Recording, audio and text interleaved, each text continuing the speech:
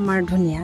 তাতে এতিয়া আপোনাৰ বহাগৰ শেষত জেঠৰ আৰম্ভত আমাৰ কাজিৰঙাত যিখিনি আপোনাৰ কৃষ্ণচূড়া, ৰাধাচূড়া, আপোনাৰ লগতে আমাৰ আজাৰ ইমান শাৰী শাৰীকৈ আমাৰ ৩৭ নং ঘাইপথৰ কাষতো আপোনাৰ শাৰী শাৰী এই ফুলেৰে ফুলি এতিয়া ন ৰূপ লৈছে।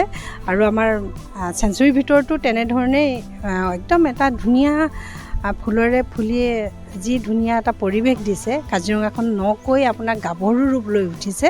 এই গাভৰু ৰূপটোত আমাৰ পৰ্যটকসকলে আহি ইমানেই ভাল পাইছে, তেওঁলোকৰ মনবিলাক প্ৰফুল্ল হৈ উঠিছে।